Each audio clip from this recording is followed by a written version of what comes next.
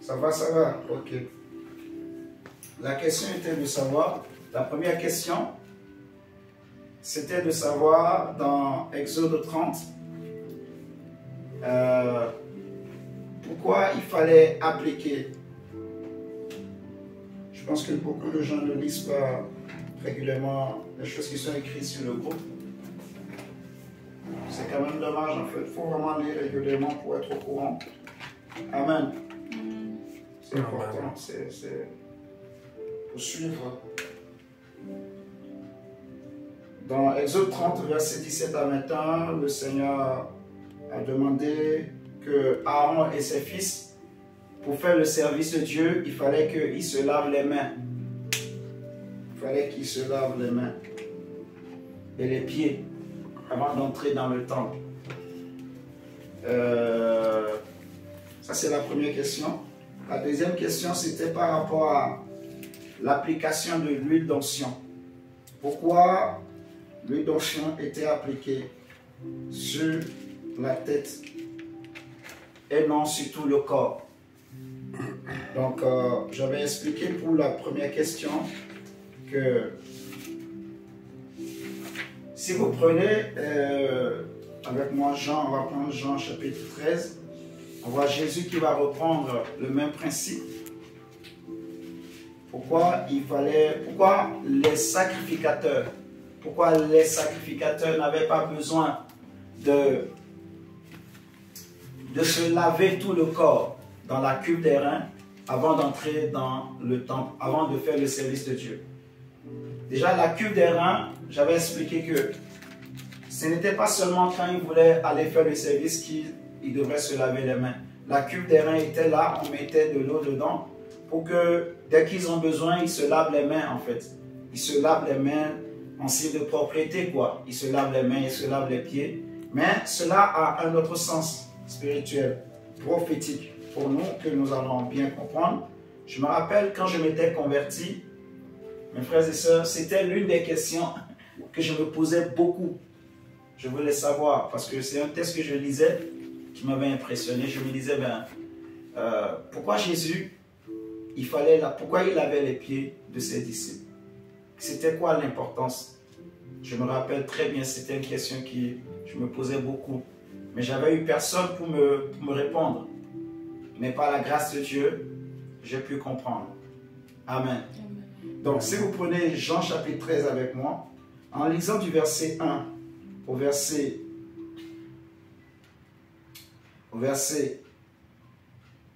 Déjà, si je prends du verset 1 au verset 5, on nous dit avant la fête de Pâques, Jésus, sachant que son heure était venue de passer de ce monde au Père et ayant aimé les siens qui étaient dans le monde, mit le comble à son amour pour eux.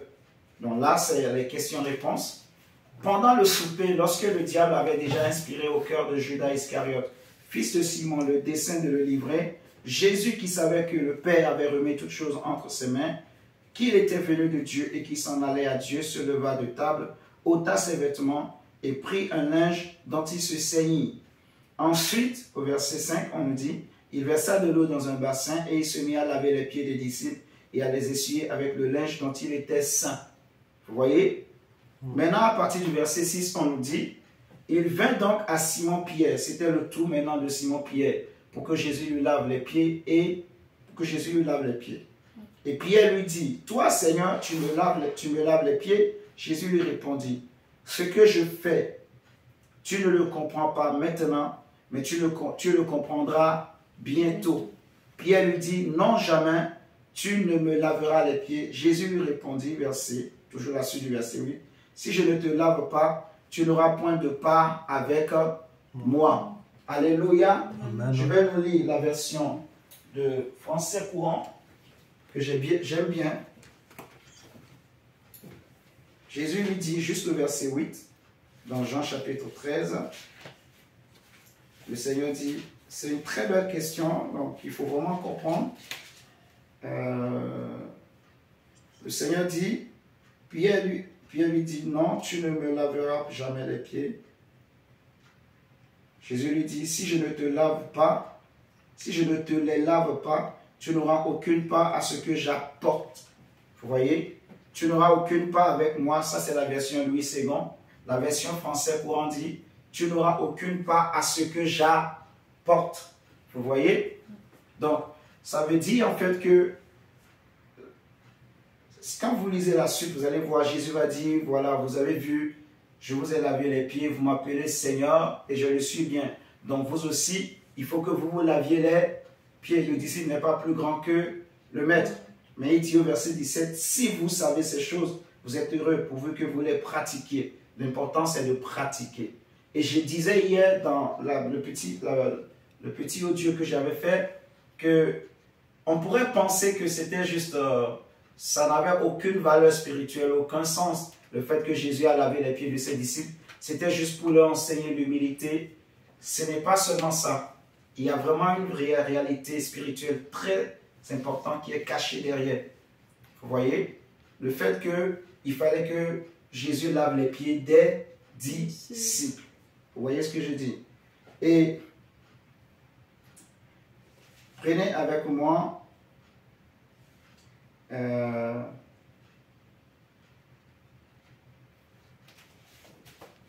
si vous lisez le verset 10 par exemple. Bon, on va lire le verset 9 et 10. Simon-Pierre lui dit, Seigneur, non seulement les pieds, mais encore les mains et la tête. Jésus lui dit, celui qui est lavé n'a besoin que de laver ses pieds pour être entièrement pur. Et vous êtes purs, mais non pas tous. Donc, le Seigneur dit autrement que quelqu'un qui a déjà pris un bain, qui s'est déjà lavé, en sortant, voilà, la partie de son corps qui va être en contact avec l'extérieur, c'est les pieds et les mains. Vous êtes d'accord avec moi? Parce qu'il vient de prendre un bain.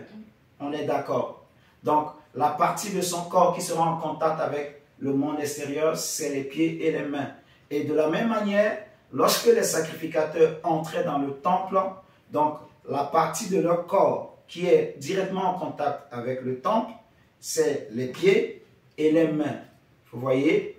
Et dans Exode 29, le verset 1 à 5, si nous prenons, on voit que le Seigneur avait déjà dit à Moïse qu'il fallait que Aaron et ses enfants prennent d'abord un bain rituel.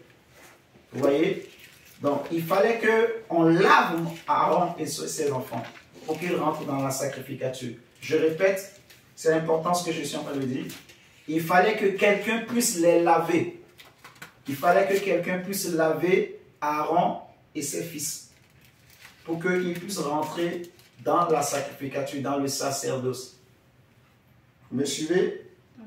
Dans Exode 29, verset 1 à 5, voici les paroles de l'alliance que l'Éternel ordonna à Moïse de traiter avec les enfants d'Israël. Je ne suis pas dans le bon texte, excusez-moi. J'étais dans Deutéronome. Exode 29, il est écrit, voici ce que tu feras pour les sanctifier, afin qu'ils soient à mon service dans le sacerdoce. Prends un jeune taureau et 2 béliers sans défaut. Voilà. Fais avec de la fleur de farine, de froment, des pains et sans levain, des gâteaux sans levain pétris à l'huile et des galettes sans levain arrosées d'huile. Tu les mettras dans une corbeille en offrant le jeune taureau et les 2 béliers. Tu feras avancer Aaron et ses fils vers l'entrée de la tente d'assignation et tu les laveras avec de l'eau. Vous voyez? Tu les laveras avec de l'eau. Ensuite, au verset 5, tu prendras les vêtements, tu revêtiras Aaron de la tunique, de la robe de l'éphod et du pectoral, et tu mettras sur lui la ceinture de l'éphod. Vous voyez? Dans la version français courant, j'aime bien ce qui est dit, on nous parle de bain rituel. De bain rituel.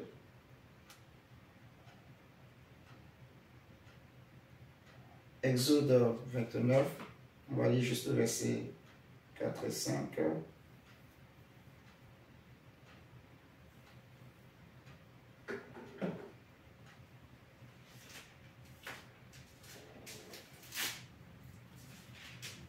Exode 29, verset 5 nous dit, 29. Verset 5, bon, verset 4, tu conduiras Aaron et ses fils à l'entrée de la tente de la rencontre et tu leur feras prendre un bain rituel. Ça m'intéresse. Tu leur feras prendre un bain rituel. Donc, avant de se laver les mains pour commencer le service, ils avaient d'abord pris un bain rituel. C'était ce que Dieu avait demandé, qu'il fallait leur prendre un bain rituel, vous voyez. Et après, c'était devenu l'habitude en fait. Avant de commencer le service, ils prenaient un bain rituel. Et ensuite, quand ils entrent dans le temple, avant de commencer les services, ils se lavent les mains dans la cuve des reins, dans le temple. Vous voyez, ils se lavent les mains dans la cuve des reins, dans le temple. Et la question, c'est de savoir quelle est la valeur spirituelle, quel est le sens. Et bien, pour bien comprendre, nous allons prendre Zacharie.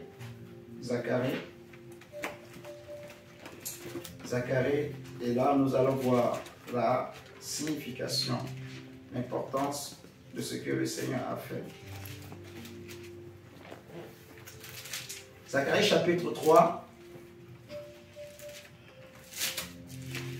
Si vous connaissez ce texte, Zacharie chapitre 3 nous parle en fait du souverain sacrificateur Josué que le diable était en train d'accuser, de condamner.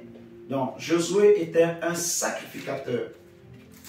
Il n'était pas seulement un sacrificateur, il était un souverain sacrificateur, c'est-à-dire le chef des sacrificateurs. Alléluia.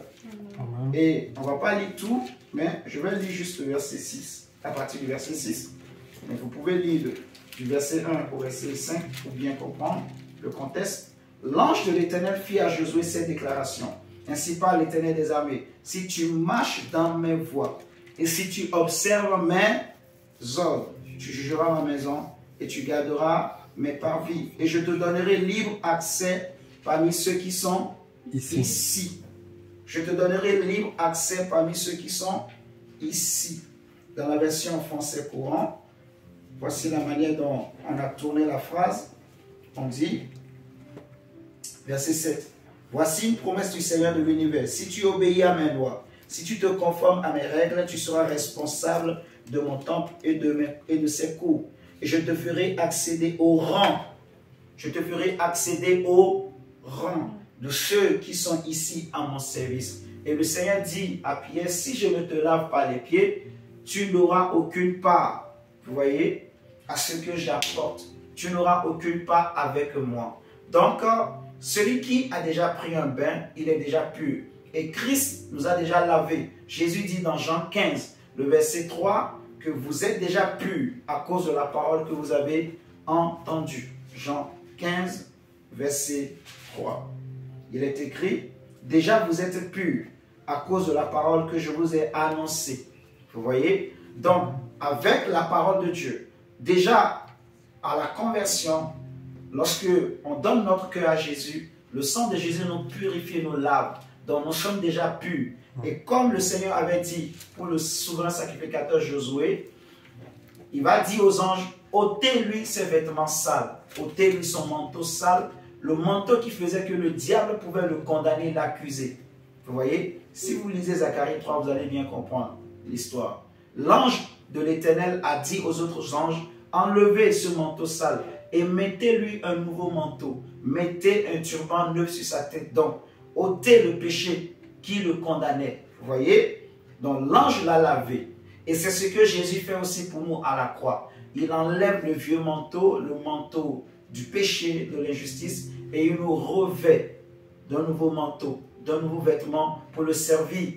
Et Apocalypse 1, 6, je crois, ou 5, nous dit que Jésus a fait de nous un royaume des sacrificateurs pour Dieu.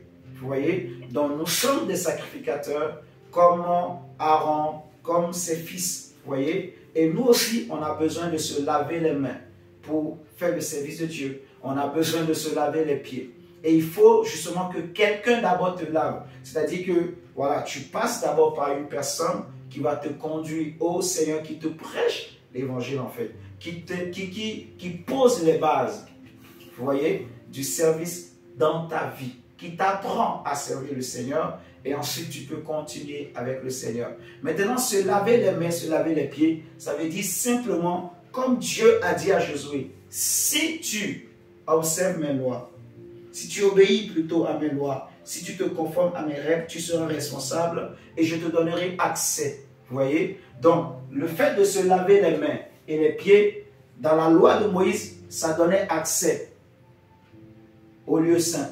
Ça donnait accès au lieu très saint pour le souverain sacrificateur. C'est pareil pour nous. Ça veut dire simplement obéir au commandement de Dieu. Ce qui nous reste aujourd'hui en tant que chrétiens à faire, c'est simplement obéir tous les jours, pratiquer. Comme Jésus a dit dans Jean 13, 17, vous êtes heureux si vous connaissez ces choses pourvu que, vous voyez, pourvu que vous les pratiquiez. Donc, ma soeur, comme tu comprends mieux. Oui, oui, bon. Voilà. Se laver les mains, se laver les pieds, c'est vraiment une très bonne question. Donc, moi-même, quand je m'étais converti, c'est l'une des questions que je me posais beaucoup. Donc, c'est vraiment l'explication. Se conformer aux lois de Dieu, les pratiquer, les mettre en pratique. En les faisant, ça nous donne accès. Et je peux même ajouter encore un autre test que le Saint-Esprit vient de me donner. Si nous prenons 2 Pierre, vous allez voir avec moi.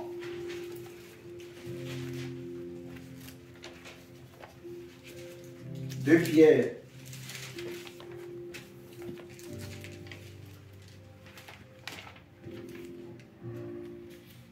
De Pierre chapitre 2, chapitre 1 plutôt, le verset 5 à 11. De Pierre chapitre 1, le verset 5 à 11. C'est écrit, à cause de cela même, faites tous vos efforts pour joindre à votre foi la vertu, à la vertu la science, à la science la tempérance, à la tempérance la patience, à la patience la piété, à la piété l'amour fraternel, à l'amour fraternel la charité.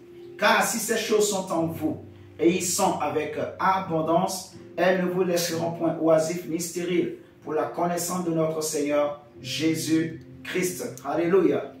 On dit, mais celui en qui ces choses ne sont point aveugle. Il ne voit pas de loin et il a mis en oubli la purification de ses anciens péchés. C'est pourquoi, frères, appliquez-vous d'autant plus à affermir votre vocation et votre élection, car en faisant cela, vous ne broncherez jamais. C'est ainsi en effet que l'entrée dans le royaume éternel de notre Seigneur Jésus, de notre Seigneur et Sauveur Jésus-Christ, vous sera pleinement accordée. Vous voyez? Donc, l'application de ces choses nous donne un accès dans la présence de Dieu. On dit, c'est ainsi que l'entrée donc vous sera pleinement accordée. Les portes seront grandement ouvertes.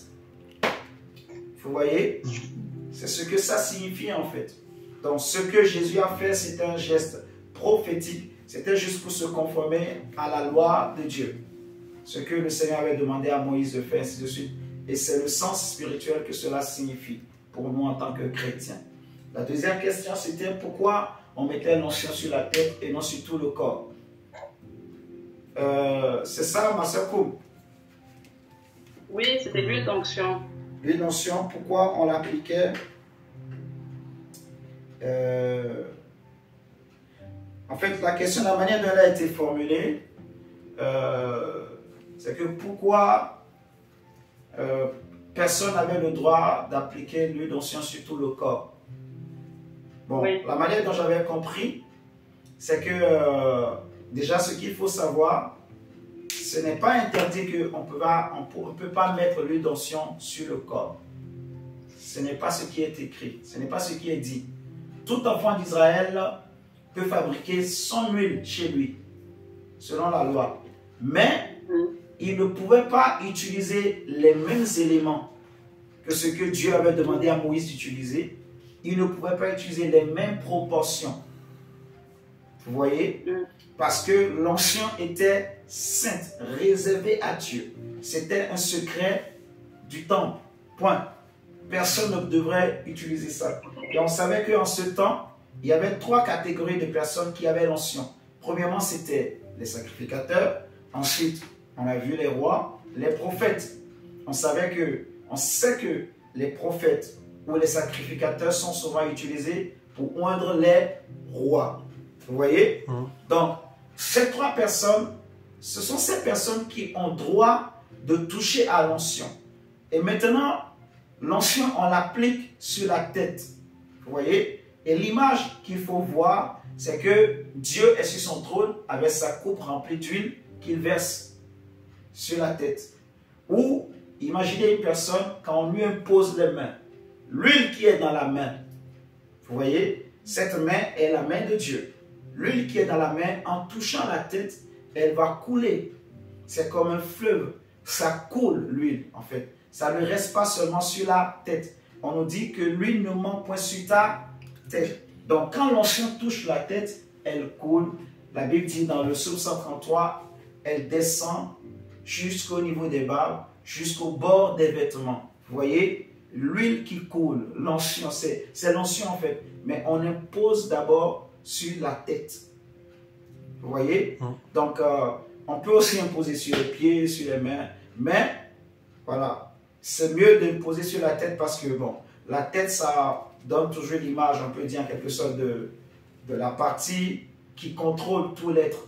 La partie qui contrôle le corps, de l'esprit, ainsi de suite. Donc, quand l'huile touche la tête, elle traverse, ce qu'il faut comprendre en l'onction, elle traverse les cuirs chevelus, les pores, tout ça, elle pénètre.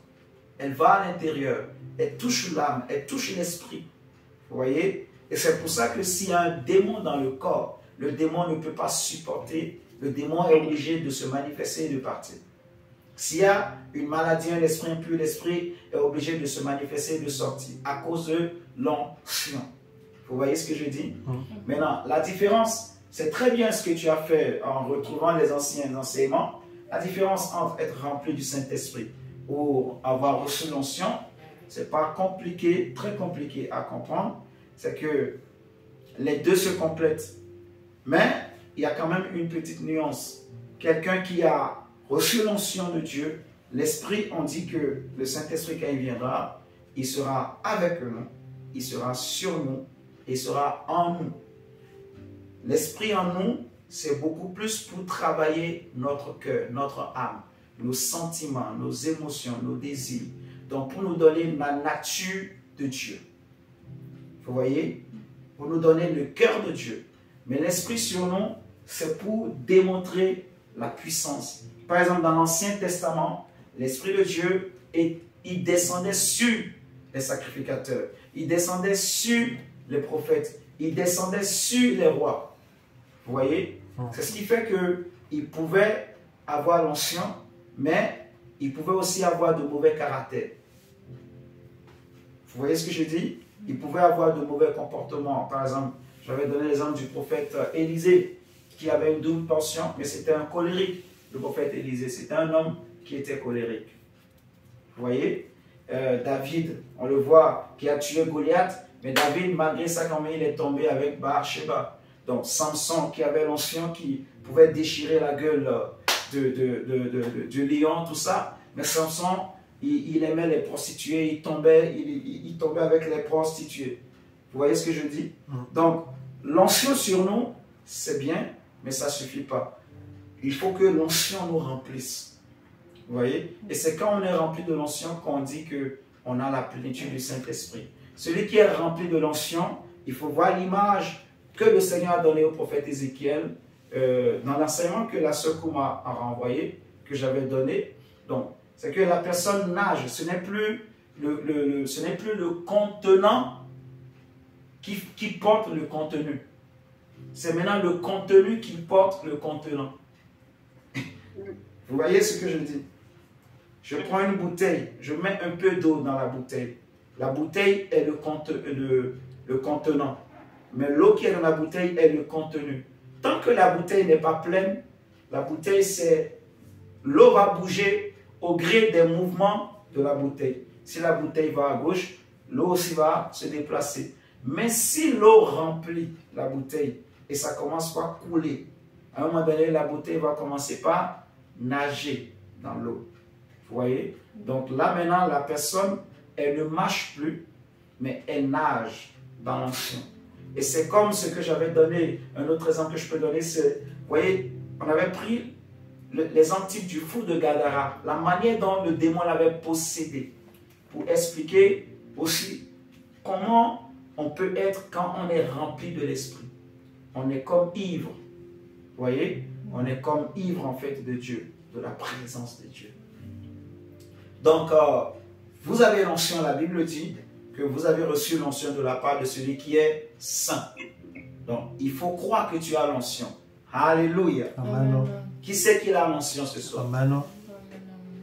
Vous avez l'onction, nous avons l'onction du Saint-Esprit. Nous avons la grâce de Dieu, la faveur de Dieu au nom de Jésus. Donc, je pense que j'ai répondu aux questions. C'est tout clair, hein, ma soeur Koum? Oui, bon, il y avait aussi une autre, mais bon. Non, vas-y, dis-moi.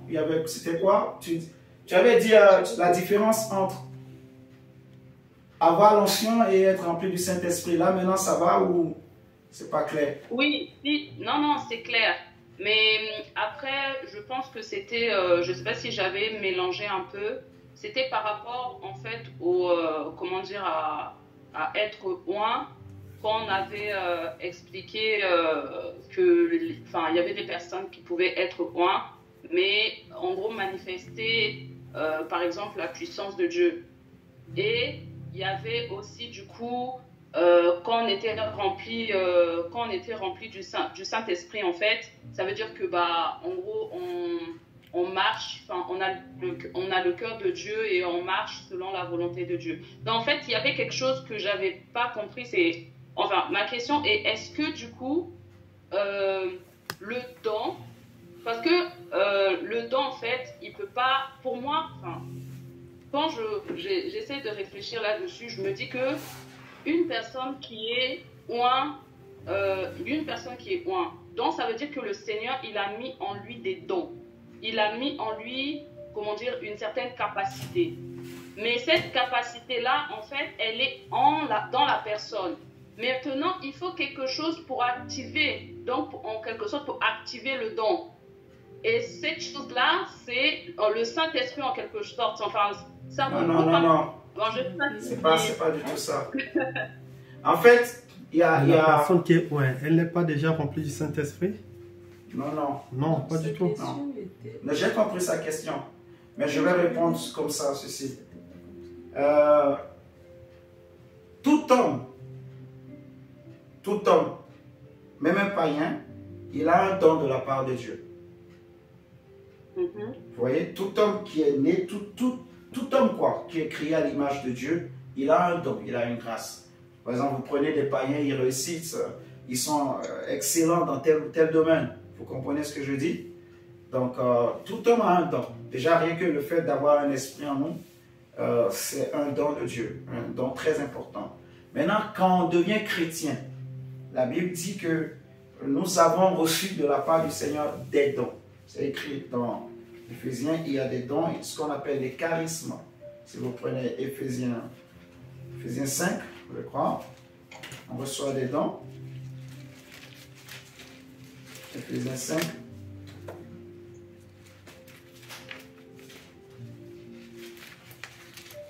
J'aimerais dire quelque chose qui est très important qu'il faut comprendre.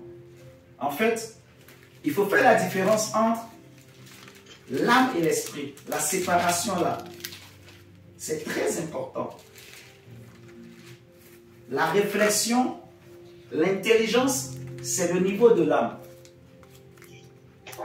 L'âme réfléchit, l'âme raisonne.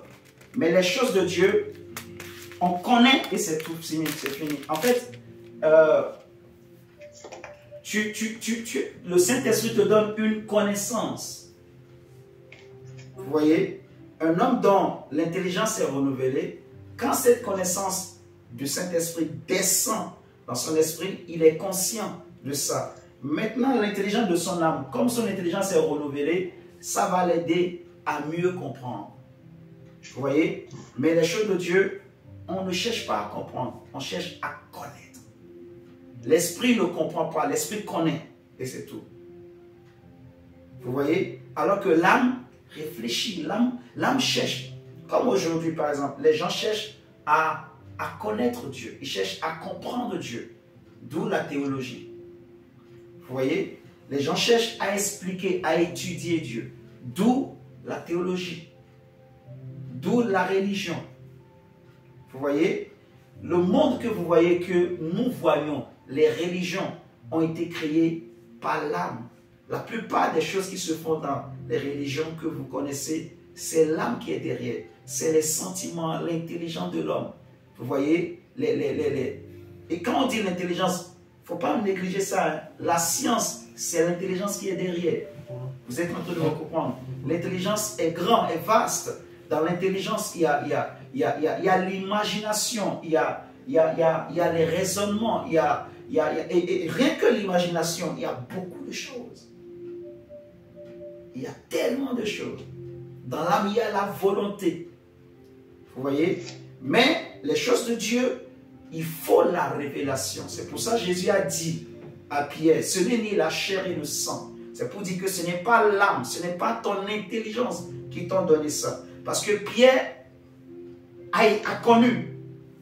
Et il a dit, tu es le Christ. Il a connu, il ne sait pas comment. Lui-même, il ne sait pas comment, mais il a eu ça seulement dans son cœur. Vous voyez? Et il a confessé. Et c'est là Jésus lui a dit, ce n'est pas la chair et le sang, mais c'est mon Père qui t'a donné, qui t'a fait connaître. Vous comprenez? Donc, il faut plutôt éviter des expressions, je réfléchis, j'ai réfléchi, dans les choses de Dieu. Il faut plutôt chercher à connaître. Je ne sais pas si vous comprenez ce que je dis. Même quand on veut enseigner, parce que vous êtes des prédicateurs aussi, les messages, on ne prépare pas avec l'intelligence. Est-ce que vous me comprenez? C'est la connaissance. Donc, c'est pour ça qu'il faut écouter le Saint-Esprit. Pour avoir une connaissance en toi. Il te donnera une conviction et ensuite, à partir de cette conviction, puisque ton intelligence est renouvelée, maintenant, le Saint-Esprit va t'aider pour mieux comprendre. Mais tu as d'abord la connaissance. Vous comprenez la différence? Donc, dans Éphésiens 5, c'est juste une nuance qui est vraiment quand même importante à ce qu'on comprenne. Aujourd'hui, j'avais à cœur de parler de la séparation de l'âme et de l'esprit. Mais bon, je crois que on ne va pas le faire, on va parler une autre fois pour que vraiment on comprenne bien la différence entre les deux. Si on prend par exemple Éphésiens... Non, c'est pas... Qu'est-ce que j'ai pris moi? Éphésiens chapitre 4, verset 7. Ma soeur, comme tu peux nous lire s'il te plaît? Oui. Éphésiens 4, verset 7. Éphésiens 4, verset 7. Oui. Je lis la parole au nom du Seigneur. Dieu nous a donné ses bienfaits, mais le Christ a mesuré à chacun sa part. Donc, le verset 7, il dit, le Christ a mesuré à chacun sa part. Donc, dans la version Louis II, c'est écrit, mais à chacun de nous, la grâce a été donnée selon la mesure du don de Christ.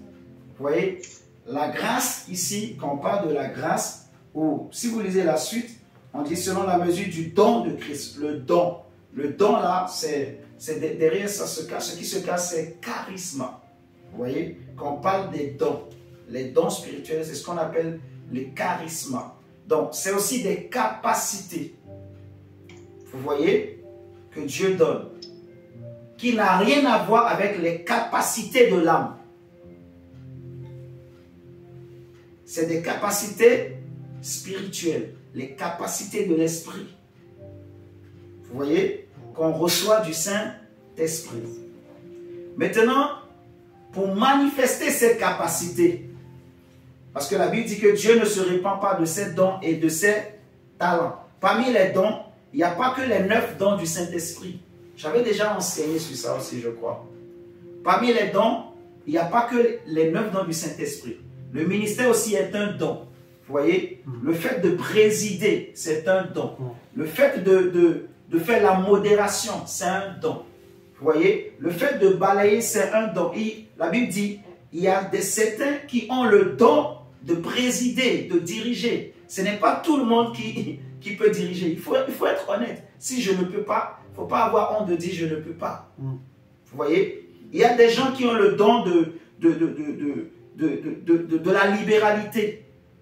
Tu vois, là où les gens donnent 500 €, 200 €, lui, il peut donner tout ce qu'il a. Il a cette foi-là. Et ça marche. Il donne tout ce qu'il a. À peine il tourne le dos, Dieu le bénit en même temps. Vous voyez, c'est un don qu'il a. Il a la foi par rapport à ça. Il y en a donc, il peut avoir le don de, je ne sais pas, le don pour soutenir les veuves. Donc, il y a plusieurs dons, en fait, en gros. Mais c'est des dons spirituels.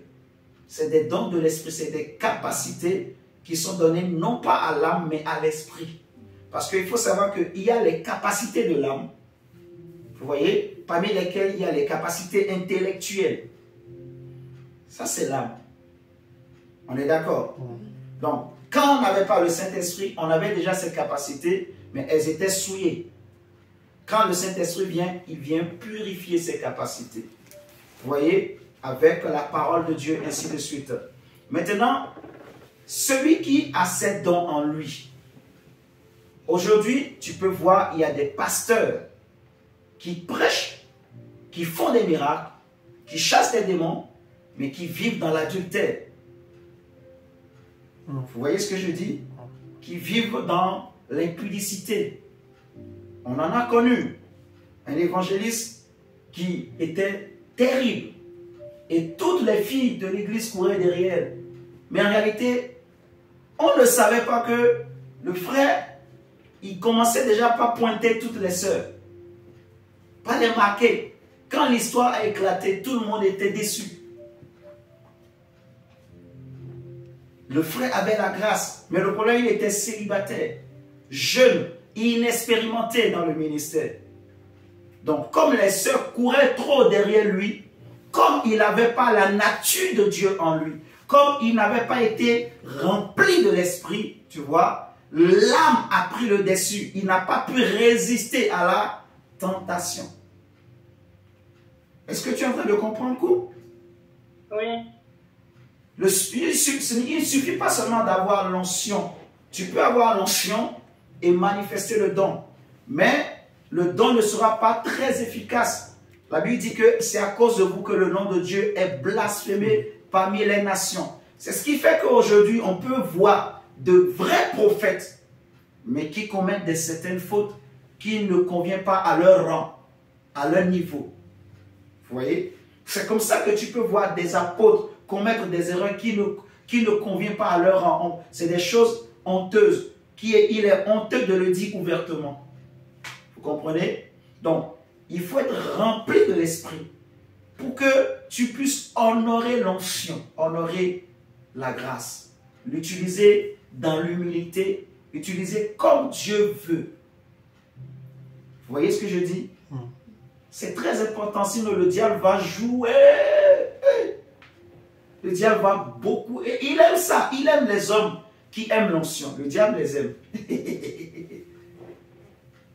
Et il va tester. Est-ce qu'ils ont la connaissance? Est-ce qu'ils connaissent les principes de l'onction? Est-ce qu'ils connaissent les secrets de l'onction, en fait? Il ne faut pas seulement chercher à avoir la capacité. Vous voyez? Tu peux manifester la capacité sans être rempli de l'esprit. Il y a certains dons que tu peux manifester sans être rempli de l'esprit. Tu peux prier pour un malade, le malade est guéri. C'est la foi. Vous voyez ce que je suis en train de dire? Tu peux chasser un démon au nom de Jésus, le démon part. Mais tu n'es pas rempli. Mais tu n'es pas rempli. C'est pas ce qu'on nous a prêché.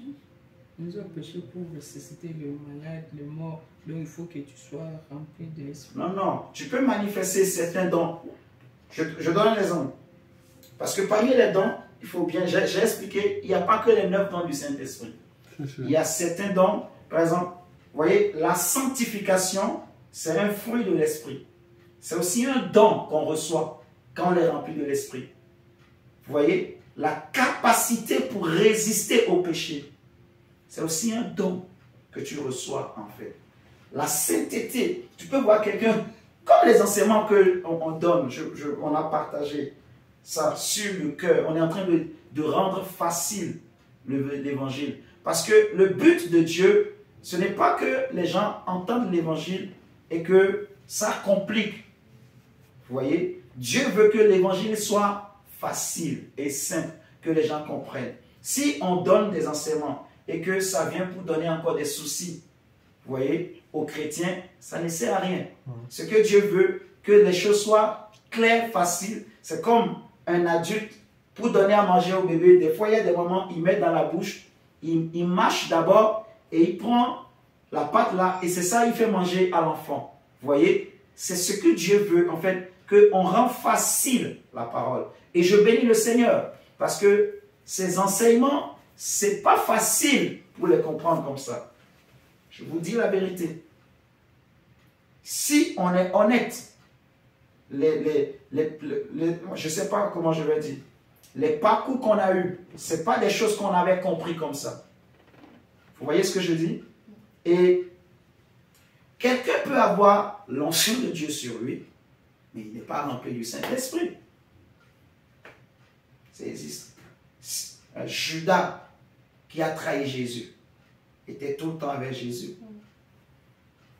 Mais le diable était aussi avec lui. Jésus savait que Judas était comme ça, mais pourtant Jésus l'a laissé. Le jour où Jésus leur a dit, quand Jésus a dit aux Juifs, si vous ne mangez pas ma chair et si vous ne buvez pas mon sang, vous ne serez pas sauvés. Tous sont partis, tous les disciples. Et il va dire aux 12, vous aussi, qu'est-ce que vous attendez? Est-ce que vous ne voulez pas partir? C'est là Pierre va lui dire, à qui irions-nous? Nous savons que tu as les paroles de la vie éternelle. Ensuite, Jésus va leur dire dans Jean 8, n'est-ce pas moi qui vous ai choisi, vous tous là, vous les 12? Et pourtant, l'un d'entre vous est un démon. Excusez-moi, un démon. Oh, là, Gethsémane était encore loin. Mais Jésus dit que l'un de vous est un démon. La Bible dit, il parlait de Judas Iscariote. Donc, pendant que Jésus était là avec les 11, Jésus savait que parmi les 12 qui l'entourent, il y avait un démon. Mon frère, ma soeur, c'est clair. Il y avait un diable. Il ne faut pas chercher à amadouer la parole. Ça veut dire que Judas qui marchait avec Jésus n'était pas rempli de l'esprit, n'était pas pur. Déjà dans Jean 15, que je vous ai donné tout à l'heure, si vous lisez, Jésus va dire, déjà vous êtes tous purs à cause de la parole que je vous ai donnée, mais pas tous. Il fait toujours la différence pour dire que vous n'êtes pas tous purs. Il y en a un parmi vous les 12 qui n'est pas pur. Mais Judas aussi a chassé des démons. Dans Luc chapitre 9, quand Jésus envoie les 12, prenez Luc. Judas avait l'onction, hein? Attention. Judas a vécu des choses que peut-être nous on n'a pas vécu, hein, avec Jésus. Non, c'est plutôt Luc 11, je crois. Il envoie les 70.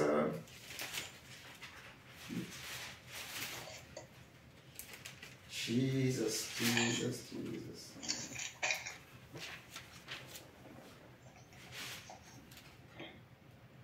Luc 10 plutôt, Luc chapitre 10.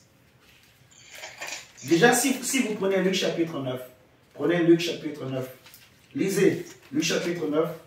Lis ma soeur comme Luc chapitre 9, verset 1 à 2 même. C'est bon.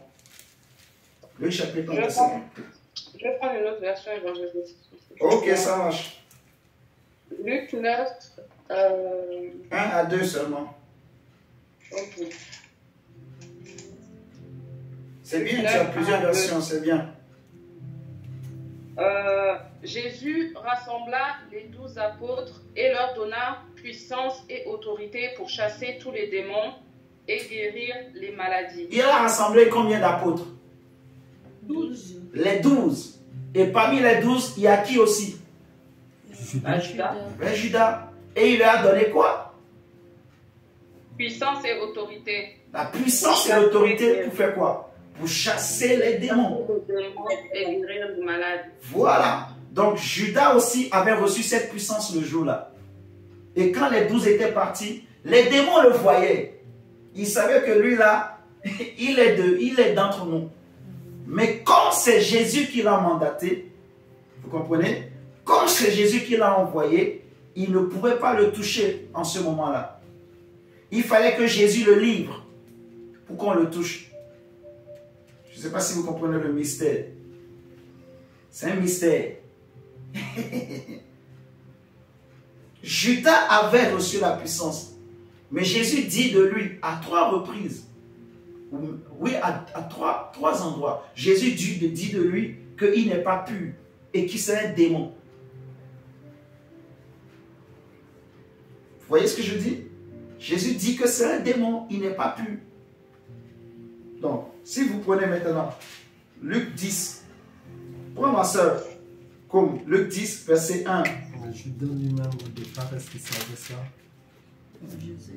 Il savait qu'il n'est pas, il n'est pas sincère. Il savait qu'il n'est pas sincère, mais il ne pensait pas, il ne voyait pas loin. Il ne pensait pas qu'il pouvait se suicider et qu'il pouvait mourir.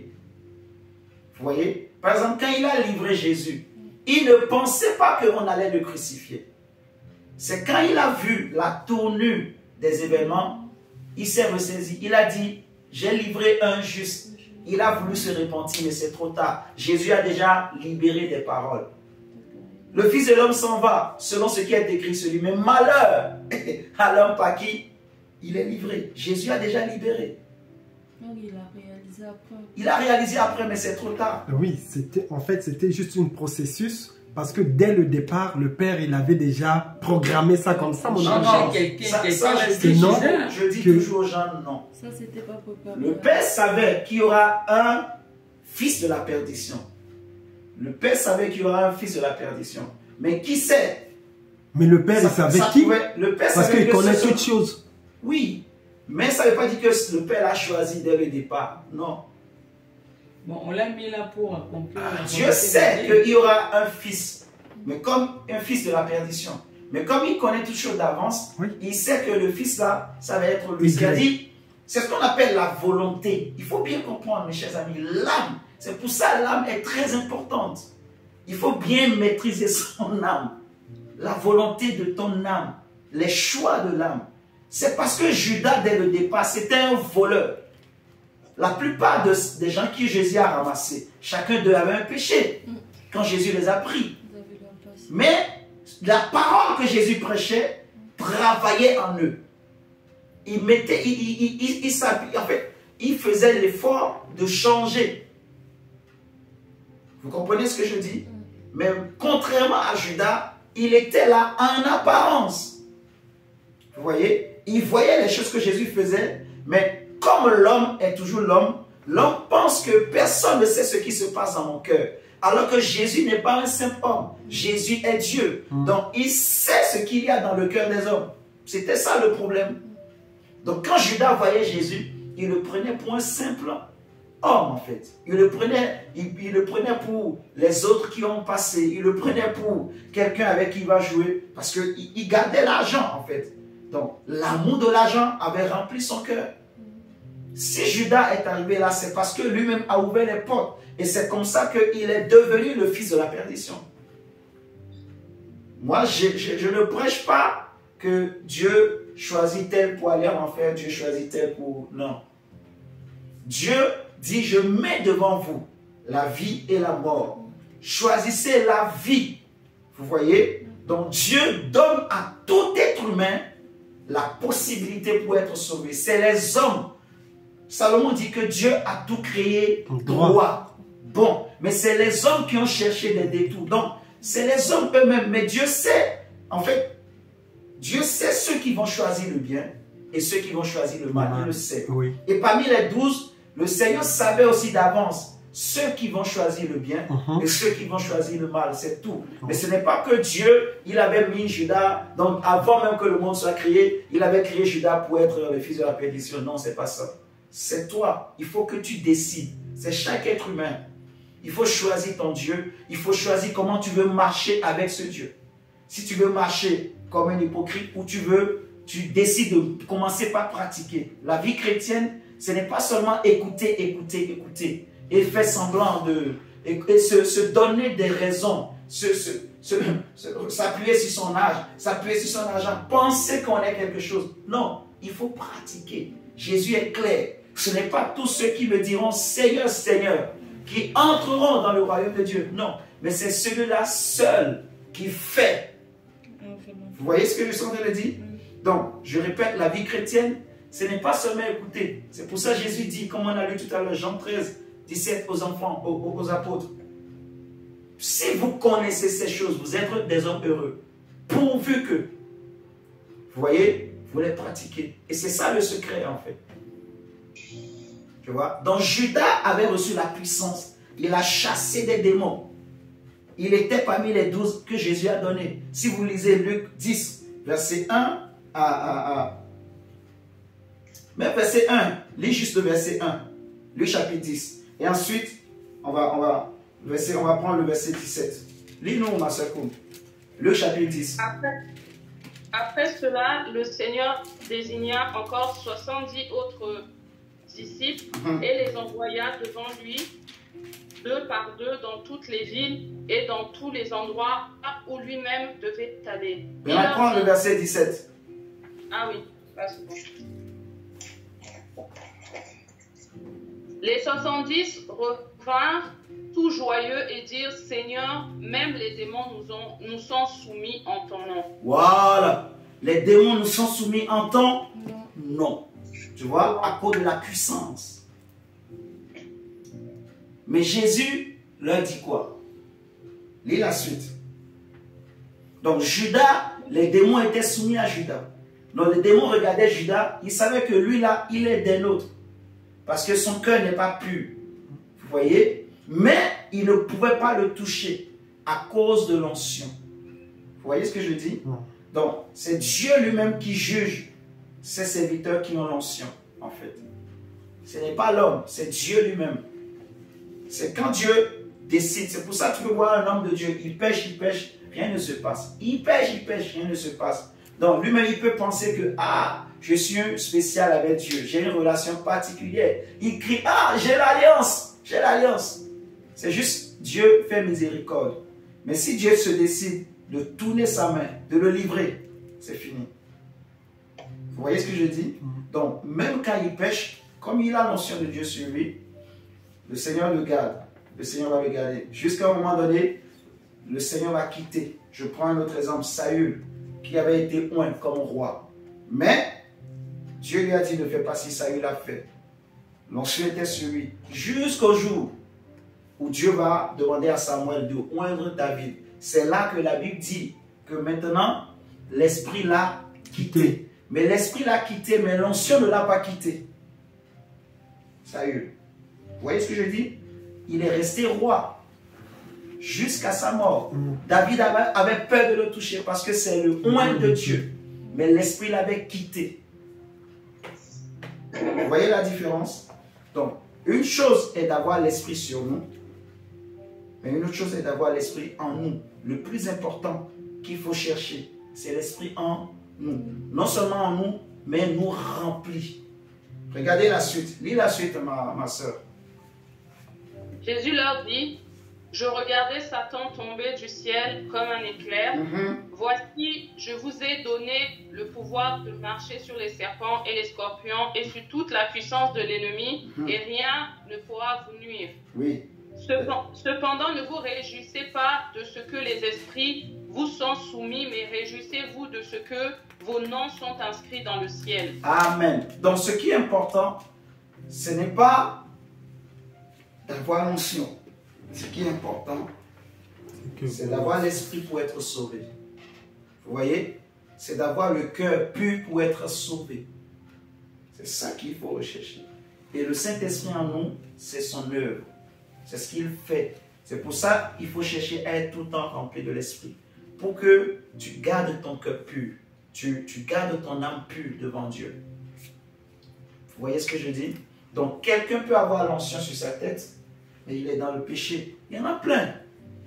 Dans la Bible, il y en a plein. Et dans la vie autour de lui, il y en a plein. En fait, il y en a plein. Il y en a plein. C'est pour ça que tu peux voir un chrétien. Il est chrétien. Il a donné sa vie à Jésus. Il a donné son cœur à Jésus. Mais il tombe souvent dans le péché. Il tombe où il est tombé, où elle est tombée dans le péché. Ce n'est pas compliqué à comprendre. Chacun est attiré par ce qui le remplit. Vous voyez? Donc, S'il est attiré, s'il tombe, c'est parce que quelque part, en lui, il était rempli de cette convoitise, de ce péché. C'est tout. Mais si c'est l'esprit qui le remplit, non.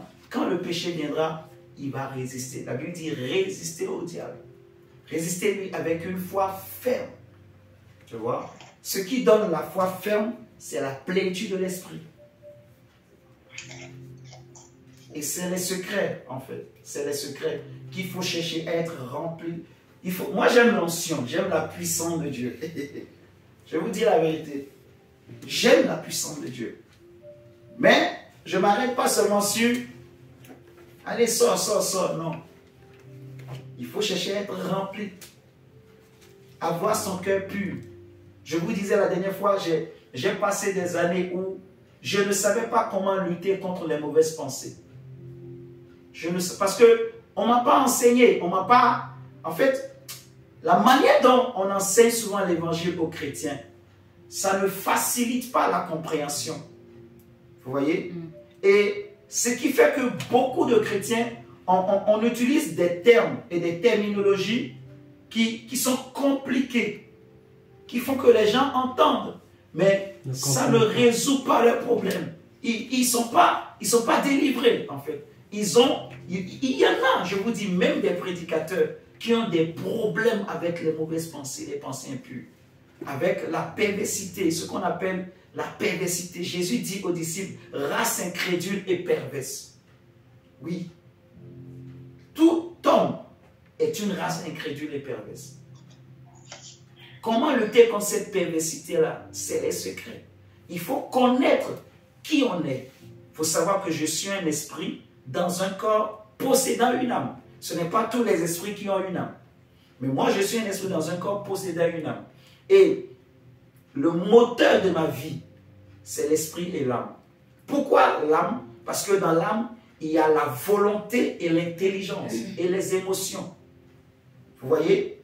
Parce que les émotions jouent un grand rôle. Les sentiments jouent un grand rôle. Quelqu'un, à cause des émotions, il est capable de tuer. Avec une parole, on peut réveiller le patriotisme de tous les Français.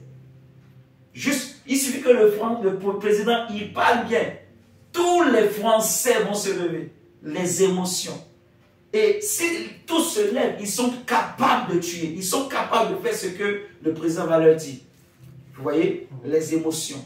Les sentiments, les émotions. Et l'intelligence aussi est très importante. La volonté est encore très importante. Parce que l'esprit de l'homme peut vouloir faire le bien. Mais si l'âme n'est pas d'accord, l'homme là ne peut rien faire. Donc il faut que cette âme-là accepte de mourir. Accepte justement de ne plus vivre comme on a vu. Vous voyez? Et de laisser le Saint-Esprit. D'écouter l'Esprit. Et pour y arriver, pour faire ça, c'est maintenant les choses qui rentrent dans le cœur. Parce qu'en réalité, je ne vous ai peut-être pas tout dit. On est en train de voir petit à petit sur l'esprit de l'homme et l'âme. Mais il y a encore des choses. Beaucoup de choses à apprendre, mes chers amis. Parce que on n'a pas bien, on a parlé un peu, mais il y a encore des choses sur l'esprit. Parce que ton esprit te parle tous les jours, mais tu ne sais pas. Là maintenant, on est en train de travailler le cœur. Je vous ai dit, le cœur, quand on parle du cœur, c'est l'esprit et l'âme. Mais c'est beaucoup plus l'esprit, le cœur. Parce que dans ton cœur, il y a la conscience. Et la conscience, c'est les yeux, c'est la voix de l'esprit. Ah, Jésus. La conscience, c'est la voix de ton esprit. En fait. Tu comprends ce que je dis, mon diable? Quand tu fais le péché ou tu veux faire quelque chose qui n'est pas bien, si ton esprit n'est pas d'accord, ta conscience va te parler. Ta conscience va t'interpeller. Mais si ton âme est trop dans les agitations, comme Marthe, tu n'écouteras pas ta conscience. Mais si ton âme est dans le repos, tu vas entendre la voix de la conscience. Et dans la conscience, il y a ce qu'on appelle l'intuition. ou ce que j'appelle la connaissance, en fait, la pleine connaissance. C'est-à-dire, tu es là seulement et il y a une connaissance qui descend en toi. Quelque chose qui te dit, ou une parole qui te dit, ne sors pas aujourd'hui. Ou comme je parlais tout à l'heure de l'enseignement, de la compréhension de la parole de Dieu, où tu es là seulement, tu es en train de méditer sur une parole et il y a une révélation qui t'est donnée. Comme je vous ai donné l'exemple que avant-hier, j'étais au travail en train de méditer sur un autre verset. Une parole descend dans mon cœur. Et c'est une révélation pour moi. Tu vois, dis à quelqu'un ce qui t'attire, c'est ce qui te remplit. C'est facile pour comprendre Jacques 1. Jacques 1 qui nous parle de la convoitise. Vous comprenez ça? Est-ce que vous êtes en train de comprendre comment Dieu parle? Dieu rend les choses faciles. Le Saint-Esprit, alors que si je voulais utiliser mon intelligence, ok, c'est quoi la convoitise? La convoitise, ça veut dire, voilà, ne pas manger le fruit interdit. Oh, Adam et Ève, il y en a qui ont dit, ils ont mangé la pomme, le fruit. Tout ça, c'est... Non. Mais quand c'est la révélation, en fait, ton esprit, ton cœur connaît. Vous voyez? Et maintenant, tu vas regarder avec la parole. C'est en conformité. Et tu vas voir que c'est en conformité. Et c'est fini. Quand c'est la connaissance qui vient de l'Esprit de Dieu, ça va rester en toi. Ça va te faire grandir. Vous voyez ce que je suis en train de dire? C'est très important. La conscience. Beaucoup de chrétiens n'écoutent pas leur conscience. Nous sommes nombreux qui n'écoutent pas la conscience, qui ne font pas attention, en fait. La conscience, c'est la voix de ton esprit. C'est l'esprit qui te parle par la conscience. On avait déjà dit de quoi est constitué l'esprit de l'homme, de quoi est constituée l'âme de l'homme, et je dois le savoir. Il faut savoir qu'en tant qu'être humain, je suis un esprit dans un corps et je possède une âme. Ça veut dire que je peux avoir l'intelligence, je peux réfléchir. Je suis obligé en fait, parce que j'ai une âme et mon âme va réfléchir. Vous comprenez? Je dois avoir des sentiments parce que je possède une âme. J'ai des sentiments, des émotions, j'ai une volonté. J'ai une volonté. C'est pour ça, je disais tout à l'heure que moi, je ne suis pas de ceux-là qui prêchent pour dire que non, Dieu avait préparé Judas depuis l'éternité pour devenir le fils de la perdition. Non. Parce que chaque être humain a en lui une volonté. C'est à lui de choisir. Dieu donne la grâce à tout le monde. C'est à l'homme de choisir. La grâce est disponible pour tous les hommes. C'est comme si on est en train de dire ceux qui vont en enfer aujourd'hui, c'est parce que Dieu les avait préparés pour aller en enfer. Non. C'est comme si on est en train de dire, donc Dieu se réjouit quand il voit les hommes en train de tomber dans l'enfer. Mais non. Le cœur de Dieu pleure. Jésus dit, il y a une grande fête au ciel quand un seul pécheur se répand. Ça veut dire que Dieu ne veut pas qu'un seul se perde. Vous voyez ce que je dis? Dieu veut que tous les hommes soient sauvés. Paul le crie. Ce que Dieu veut, c'est que tous les hommes soient sauvés et parviennent à la connaissance de la vérité. Donc Dieu ne veut pas qu'un seul se perde. Mais Dieu sait que tous ne seront pas sauvés. Il le sait. Mais il veut que tous, à cause de son amour, il veut que tous le connaissent. Il veut que tous soient sauvés. Il donne la même chance. Jésus n'est pas venu mourir pour une classe de personnes. Il est venu mourir pour tout homme. Il suffit de l'accepter, de croire en son nom et c'est fini. Nos péchés sont pardonnés. C'est comme nous. Les Juifs pensaient que la grâce était réservée seulement pour eux. Mais non. Jésus était venu mourir pour tous les hommes, y compris nous les païens. Si nous sommes chrétiens aujourd'hui, c'est à cause de cet amour de Dieu. Vous voyez? Si Dieu avait raisonné comme les gens pensent que non, Judas, donc si Judas est tombé, c'est parce que ça veut dire que nous, les païens, on ne serait jamais sauvés. Parce que depuis l'éternité, avant que Jésus n'arrive, on était les païens. la Bible dit, vous étiez sans Dieu, sans Christ. Vous étiez ennemis de Dieu par vos pensées, par ce que vous faites, par vos œuvres. Nos parents étaient des féticheurs, des magiciens. Tu comprends? Alors que les ancêtres des Juifs, c'était les Abraham, les Isaac, les Jacob, qui avaient des alliances. Donc, eux, les Juifs, quand ils naissent, ils ne naissent pas avec les fétiches, tout ça. Là. Eux, ils naissent avec la loi. Donc, ils grandissent bien. Leurs esprits sont bien bâtis. Mais nous, quand nous naissons, quand on était nés, c'était les fétiches. Le papa et la maman, devant l'enfant, ils faisaient des incantations. Très tôt, on emmenait l'enfant dans la brousse, on lavait, on faisait des choses. Et même les amis, on courait, c'est pour aller chez les féticheurs. Vous voyez ce que je suis en train de dire? Donc, regardez, parce que la répétition d'une chose, ça va rentrer dans le subconscient. Dans l'esprit de l'homme, il y a la conscience, le subconscient. Mais tout ça, c'est toujours l'esprit. Donc, le subconscient est comme la mémoire de l'esprit de l'homme qui garde les choses, qui garde tout ce que tu entends, qui garde tout ce que tu regardes. Donc, à force, c'est pour ça qu'on dit la répétition est importante. À force de répéter quelque chose, ça va rentrer. Vous voyez? Maintenant, regardez tout ce qu'on nous a répété depuis qu'on est enfant. Tout ce qui est rentré dans le subconscient. Donc, c'est pour ça maintenant, il faut s'éduquer pour ne pas écouter n'importe quoi, pour ne pas regarder n'importe quoi. Il faut garder son cœur pur. Il faut nourrir son cœur par la prière, la parole. Vous voyez ce que je suis en train de dire? Bon, c'est aussi un enseignement. Hein? C'est aussi un enseignement. Le Seigneur a voulu en faire comme ça. Mais c'est aussi important de bien comprendre vraiment comme ça. Nourrir nos cœurs par la prière, la parole.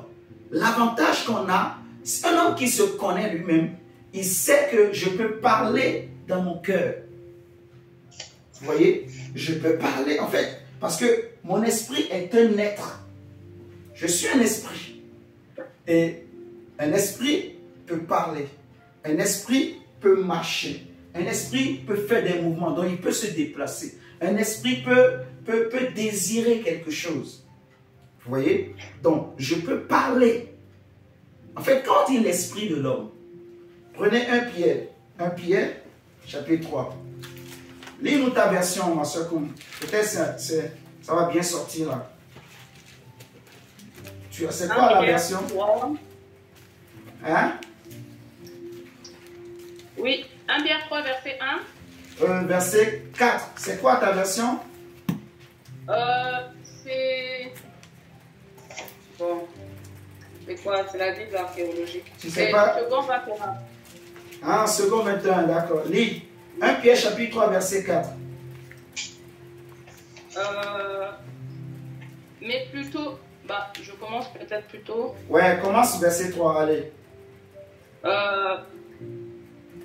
Que votre parure ne soit pas une parure extérieure, cheveux traités. On t'entend? Cheveux traités, ornements d'or ou vêtements élégants, mais plutôt celle intérieure et cachée du cœur, la pureté incorruptible d'un esprit doux et paisible, qui est d'une grande valeur devant Dieu. Reprends le verset 4.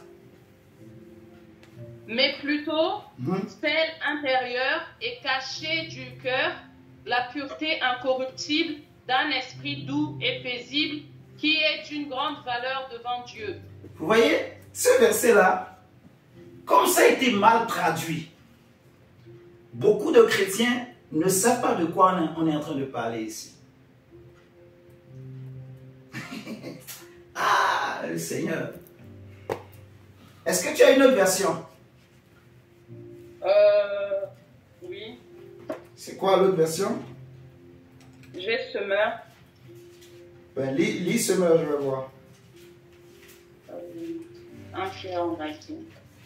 1 Pierre 3, 3 à 4. 1 Pierre 3. Mais la parure cachée de l'être intérieur, la beauté impérissable d'un esprit doux et paisible à laquelle... Attends. Reprends. Mais mais la parure cachée, être intérieur, la beauté impérissable d'un esprit doux et paisible à laquelle Dieu attache un grand prix. Ok. Bon. Jusque-là aussi. En fait, je vais vous amener quelque chose. Vous allez bien comprendre. La traduction que je cherche, c'est pas bien dit. Mais si vous regardez bien le verset 4, on nous parle de deux choses.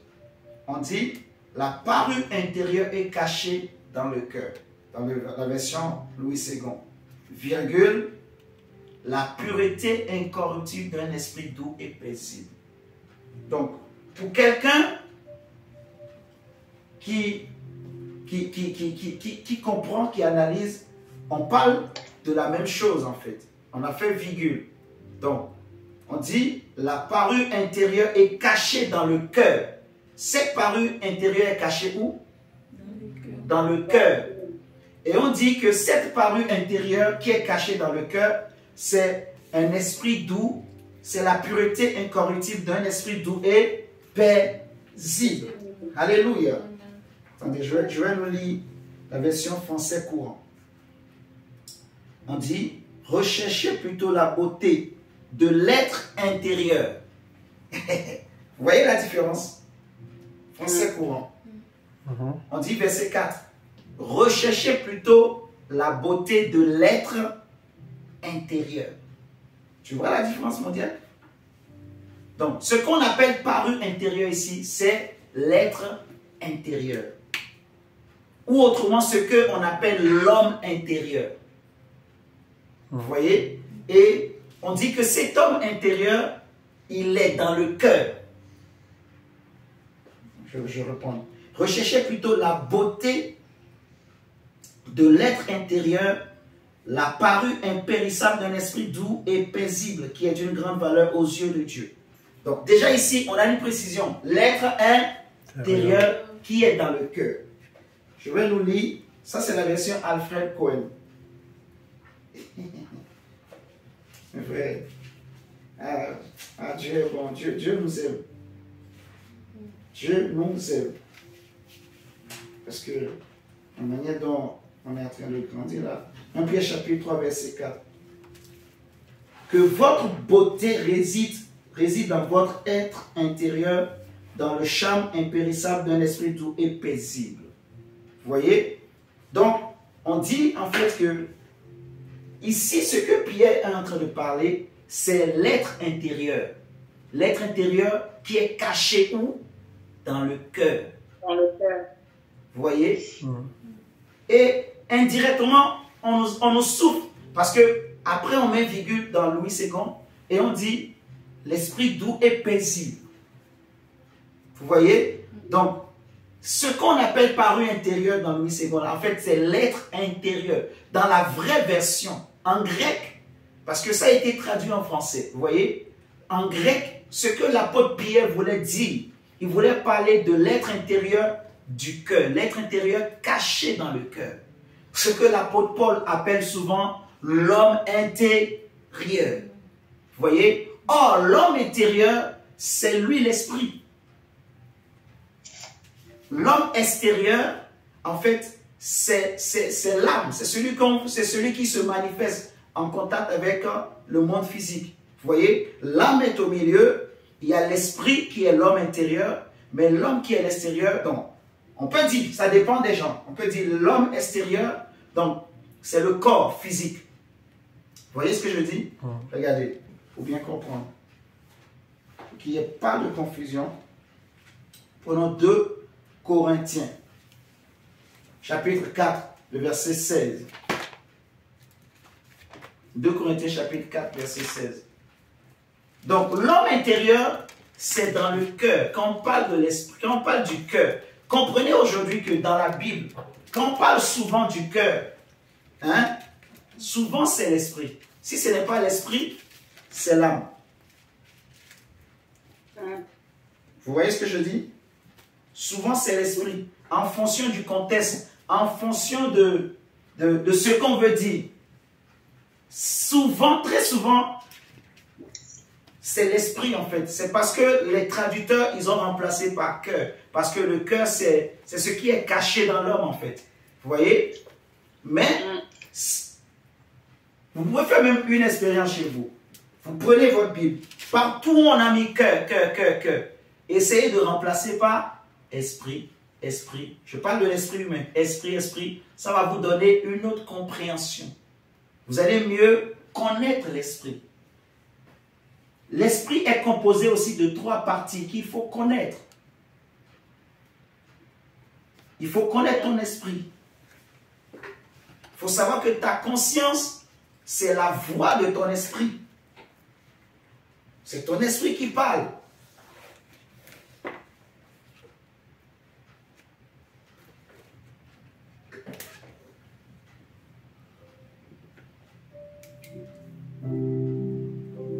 Lisons 2 Corinthiens chapitre 4, verset 16. Lis-nous ma soeur, s'il te plaît. Voilà pourquoi nous ne perdons pas courage. Et même si notre être intérieur se détruit, Notre être comment? Non, notre être extérieur, pardon. Voilà. Et même si notre être extérieur se détruit, notre être intérieur se renouvelle de jour en jour. Amen. Donc, Amen. l'apôtre Paul parle de 2 êtres. Vous voyez? 2 êtres. L'être extérieur et l'être intérieur. L'être extérieur, habituellement, on veut parler du corps physique en fait. Vous voyez? Le corps physique. Mais l'être intérieur, c'est l'esprit. Au milieu, tu as l'âme. L'âme qui, pendant des années, a été habituée à obéir à l'être extérieur, à marcher comme l'être extérieur. Vous voyez? Mais aujourd'hui, tu deviens chrétien et tu lui dis que désormais, voilà comment il faut marcher. Il ne sera pas content. C'est comme si tu rentres dans un bateau et tu dis au commandant, bon, désormais tu me laisses le volant, tu me laisses, comment on appelle le truc là du bateau pour diriger là? Le gouvernail. C'est maintenant moi le capitaine. Est-ce que le capitaine du bateau sera d'accord? À moins que tu viennes avec des armes.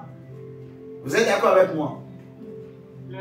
Il ne va pas céder facilement. À moins que tu le menaces, tout ça. Donc, c'est comme l'image que j'ai donnée aussi mardi. Tu vois? Un corps étranger qui veut rentrer. Il y a une résistance. Vous voyez? Donc, il y a l'être extérieur qui est en contact direct avec le monde physique. C'est qui est le corps? C'est le corps. On va dire c'est le corps. Pour ne pas compliquer les choses. L'être extérieur, c'est le corps physique. Mais l'être intérieur, c'est l'esprit. Vous voyez? Et on dit, l'être extérieur se détériore. Donc, ce qui intéresse Dieu, c'est premièrement l'esprit. Parce que le moyen par lequel Dieu peut nous parler, c'est l'esprit. Et ce que Dieu veut, c'est que l'esprit, en fait, l'esprit communique la nature de Dieu à l'âme. Vous voyez? Parce que c'est l'âme qui sera jugée. C'est l'âme qui sera sauvée ou condamnée. Vous voyez? C'est l'âme qui va être sauvée ou qui va périr. Vous voyez ce que je dis? C'est l'âme qui vit dans le monde au travers du corps. C'est l'âme qui... Regardez le monde que vous voyez. C'est l'âme qui le fait. Vous voyez ce que je dis? C'est l'âme qui... Les hommes, quand ils se marient, c'est l'âme. Vous voyez? Quand les hommes construisent des bateaux, des navires, des maisons, tout ce que les hommes font souvent, c'est l'âme.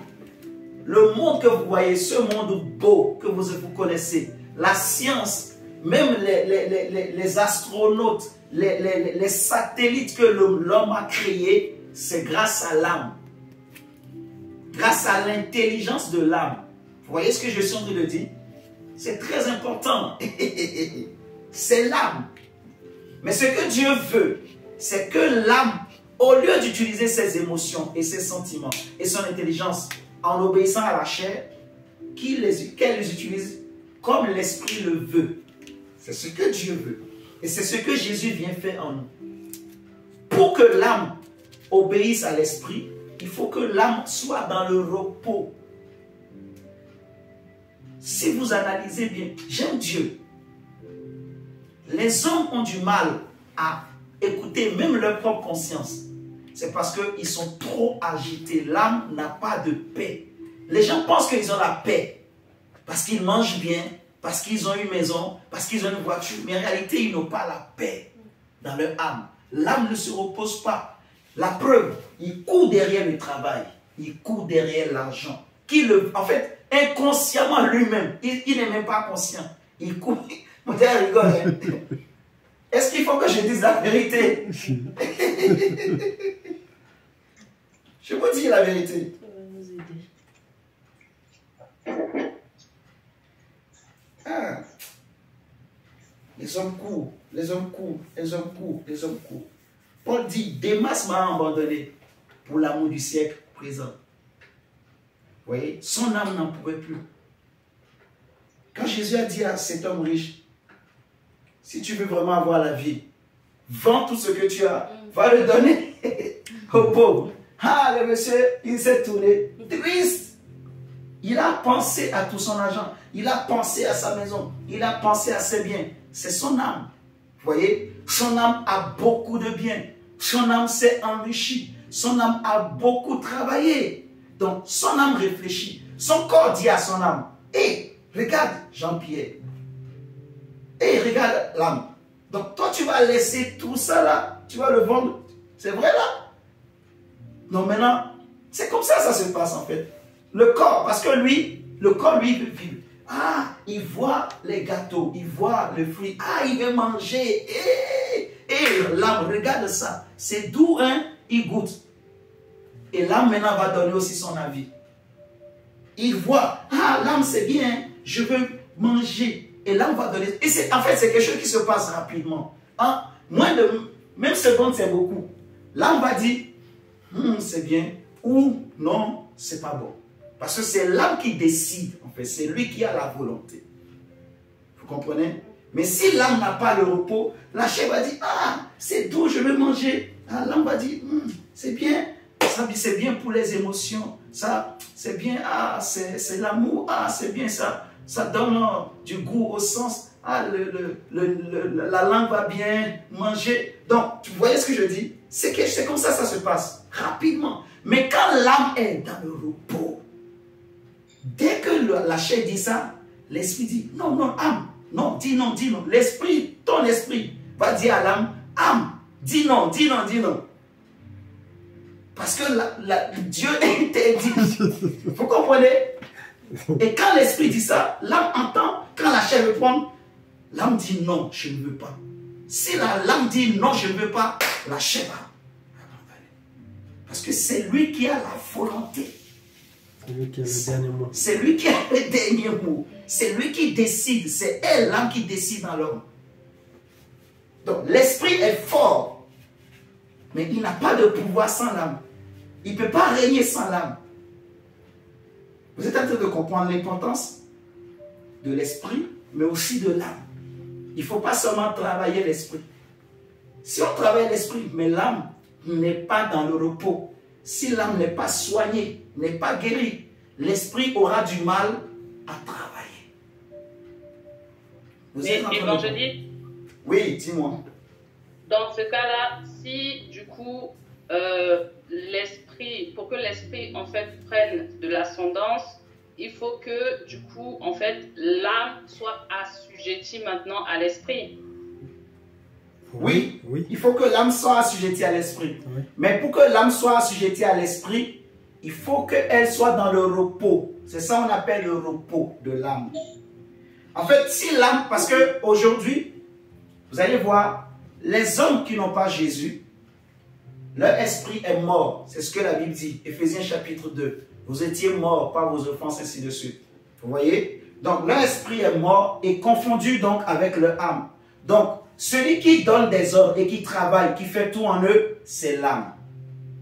Vous voyez ce que je dis?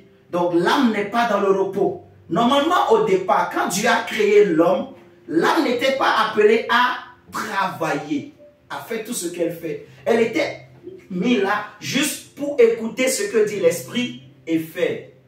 Parce que Dieu a créé dans l'homme Dieu a mis dans l'homme son esprit pour régner au travers de l'homme sur la création. Vous voyez ce que je dis? Donc Dieu veut dominer sur la création au travers de l'homme. La Bible dit Dieu, les cieux sont les cieux de l'Éternel, mais il a donné la terre aux fils des hommes. Vous voyez? Donc Dieu a établi l'homme comme chef de la terre. C'est d'ailleurs pour ça que le diable dira que cette autorité, ce pouvoir, tout ça m'a été donné. Il a été donné quand Adam a chuté. Parce que le chef c'était Adam. C'était pas Ève, c'était Adam. D'abord, vous voyez ce que je dis? Quand Adam est tombé avec Ève, c'est fini. C'est là que le diable a récupéré le pouvoir. Parce que celui à qui Dieu avait donné l'autorité, c'était Adam. Vous voyez ce que je dis? Maintenant, les hommes qui n'ont pas l'esprit de Dieu, donc en fait, les hommes qui n'ont pas compris ces choses, en fait, tant que l'âme continue à travailler, en fait, l'esprit ne pourra pas travailler. Parce que les deux ne peuvent pas travailler ensemble. L'âme, Dieu l'avait mis dans l'homme parce que d'abord, Dieu a formé l'homme. Donc, Dieu n'a pas formé l'esprit. Dieu n'a pas formé l'âme. Dieu, quand on dit Dieu forma l'homme de la poussière, c'est le corps physique qui a été formé. Mais l'esprit, c'est le souffle de Dieu. La Bible dit dans les Proverbes, c'est la lampe de l'Éternel. Dieu souffle, Genèse 2,7, dans le corps inerte, ce corps mort, son souffle. Et c'est là que l'homme est devenu une âme vivante. Donc, l'âme qui est dans l'homme, elle est là, elle est simplement là pour écouter ce que l'esprit dit. Et l'esprit aussi dit ce que lui, il a appris de Dieu. Parce que dans l'esprit, il y a la mémoire. Et je vous ai dit que l'esprit ne raisonne pas. L'esprit connaît et c'est tout. Si le Seigneur permet, on va bien détailler un jour. Les choses de l'esprit, on connaît. C'est pour ça qu'on parle de parole de connaissance. Je connais et c'est tout. Et après, maintenant, si mon intelligence est renouvelée, je vais comprendre mieux. Je peux donner des détails ainsi de suite. Vous voyez ce que je dis? Donc, l'âme était appelée pour écouter les choses que l'esprit dit. Mais quand l'homme a péché, comme l'esprit ne pouvait plus donner des ordres, l'âme a commencé par régner avec le corps. Donc les deux, ils ont fait chemin ensemble. Il y a plus de 4000 ans aujourd'hui. Ils ont fait route ensemble. Depuis Adam, l'Abraham, les sont passés. Ils ont fait route ensemble. Ah, Jésus. Donc, l'assujettissement que tu dis là, c'est un gros mot. Bon, excusez-moi quand je dis c'est un gros mot. Je veux dire c'est un mot vague. Qui est difficile. En fait, les chrétiens aiment beaucoup utiliser des thèmes, mais qui ne comprennent pas, ils ne maîtrisent pas en fait. Moi, je ne veux plus prêcher ça. Vous voyez ce que je suis en train de dire? Dieu veut que les choses soient faciles, que eux on comprenne. Tu vois? Le problème, c'est l'assujettissement là, c'est quoi? Que l'âme soit dans le repos, c'est tout. Vous êtes en train de me comprendre? Assujettissement, c'est bien.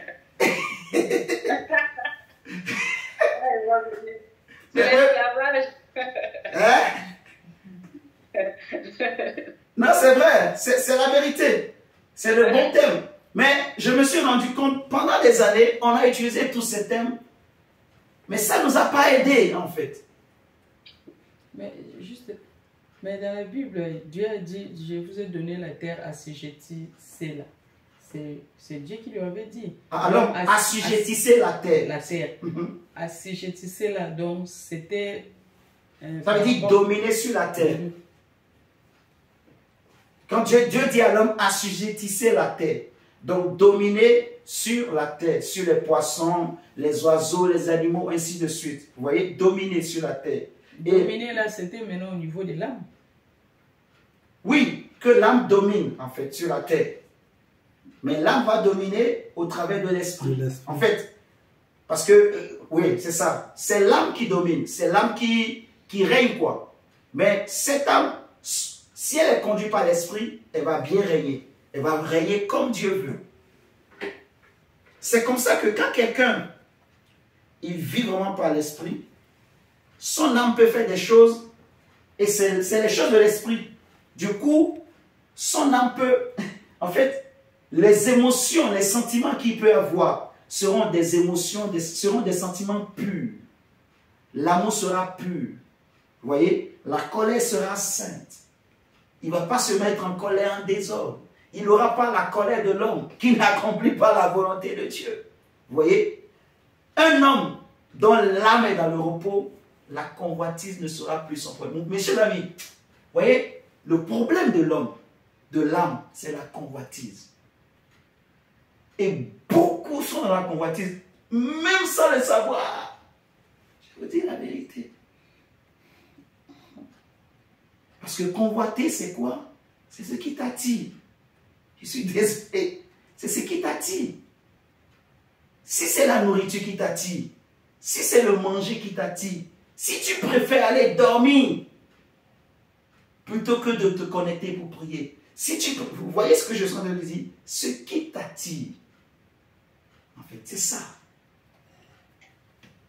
Donc, il y a un temps pour tout, vous voyez? Mais si le temps que tu consacres à Dieu, tu vois que pendant ces temps-là, il y a autre chose qui t'attire. Quand on dit c'est l'heure de la prière, toi, c'est ce temps-là que tu trouves pour aller faire du sport. Toi, c'est ce temps-là que tu trouves pour faire la cuisine. Toi, c'est ce temps-là que toi, tu trouves pour aller prendre la douche. Toi, c'est ce temps-là que tu trouves pour aller t'occuper de l'enfant. Toi, c'est ce temps-là que tu trouves pour aller faire ceci, pour aller faire cela. Pour aller faire les courses, pour accompagner ta femme chez la coiffeuse, pour aller chez le coiffeur. Vous voyez ce que je suis en train de dire? Ça veut dire qu'aucune considération pour ce temps, pour toi. Dans ton esprit, dans ton âme, aucune considération. Ça veut dire que ce qui a rempli ton âme, ce n'est pas la prière. Tu te connais juste pour la formalité. Vous voyez? Malheureusement, beaucoup sont comme ça. Beaucoup de chrétiens, en fait.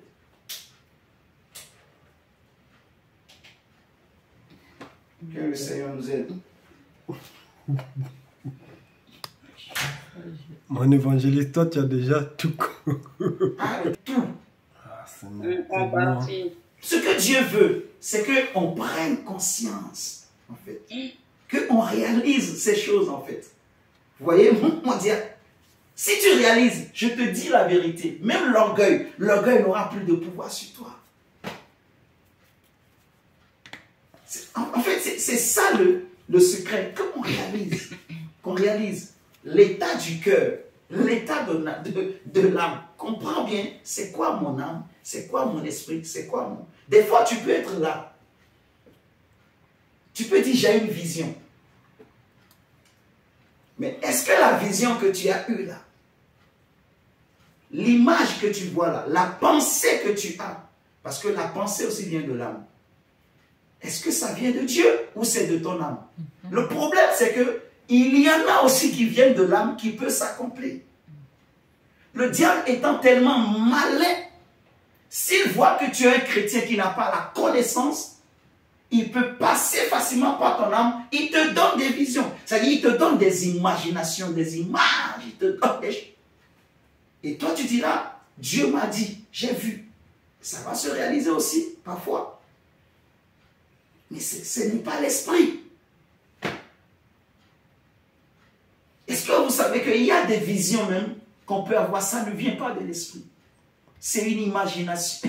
Quand on dit l'imagination, l'imaginaire, l'imagination, c'est l'âme. C'est l'intelligence, c'est la pensée.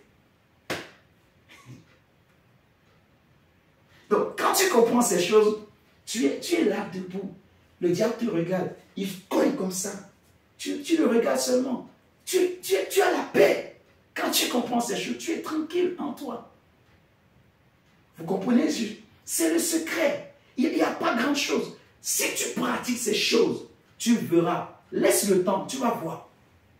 Tu vas commencer par vivre de grandes visitations à la gloire de Dieu. Tu vas vivre la sainteté. Tu ne crieras plus, oh Dieu, Seigneur, délivre-moi, sanctifie. Non. Parce que tu réaliseras que mes chers amis, on est saints. Mais pourquoi des chrétiens n'ont pas l'impression qu'ils sont des saints?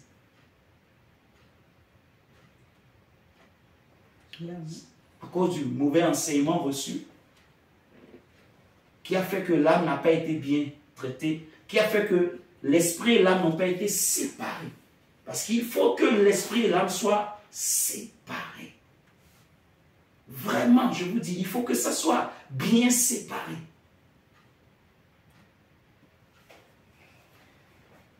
Ma soeur, comme tu as une autre question? Non, ça va. Mon frère Ridel, ça va mon frère Ridel? Vivant l'évangéliste. Ok. Seigneur, merci. Ok. Ma Karine a une question peut-être? Non. Hein? Du boulot. On a vraiment le boulot à faire. Si, même on a du boulot. On a du boulot. Il faut vraiment... c'est pour ça qu'il faut chercher à connaître en fait. Il faut chercher la connaissance. Vous voyez? C'est pour ça qu'il faut réécouter. J'ai bien aimé ce que Koum a fait aujourd'hui. En reprenant ses enseignements, en réécoutant. Même moi, en réécoutant, j'ai appris des choses. Je me suis dit, waouh! En fait, j'avais oublié même que... J'avais même oublié le message. Donc, vous voyez, en fait, il faut réécouter. Il faut réécouter. Moi, je réécoute souvent, mais c'est souvent les derniers. Mais on peut aussi retourner, réécouter les anciens. Vous voyez? Et je vais commencer moi-même à faire ça. Réécouter des anciens. Actuellement, mon travail, c'est vraiment ça. L'esprit, l'âme et le corps. Bien travailler. Parce que pendant longtemps, je vous dis la vérité, c'est des choses que j'avais cherchées. Mais rien.